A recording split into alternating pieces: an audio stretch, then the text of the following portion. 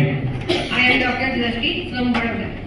મારા એક સર છે, એમને 70 to 80% લંગ ડેમેજ છે. જેમને લંગ ડિઝીઝ હતો લાસ્ટ 8 to 10 યર્સથી. એમને અને કન્ટિન્યુ ખાંસી, એ વાત પણ ના કરી શકે એટલી એમની હાલત હતી. અને છેલ્લા 6-8 મહિનાથી તો એવી કન્ડિશન હતી કે એમને કન્ટિન્યુ ઓક્સિજન લેવો જ પડે. એટલે એ એક રૂમમાં જ પુરાઈ ગયા હતા જેમ કે, કારણ કે એમને ઓક્સિજન વગર ના ચાલે, 1 મિનિટમાં ઓક્સિજન બંધ ના કરી શકે. પછી આપણે આ એસેન્સ ફાઇટોલાઇફનું એસેન્સ કે સ્ટેમ સેલ પ્રોડક્ટ સ્ટાર્ટ કરી 4 મહિના થયા છે આજે.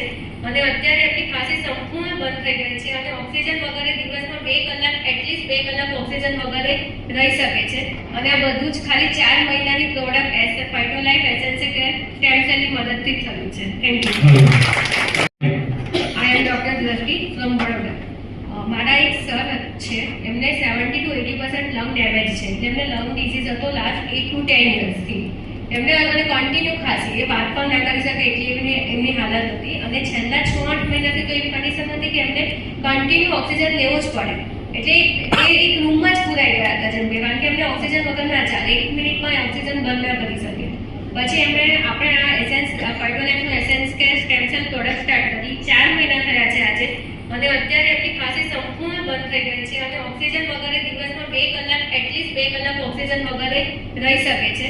અને આ બધું જ ખાલી 4 મહિનાની પ્રોડક્ટ ફાઇટોલાઇફ એસેન્સ કે સ્ટેમ સેલની મદદથી જ થયું છે. Thank you.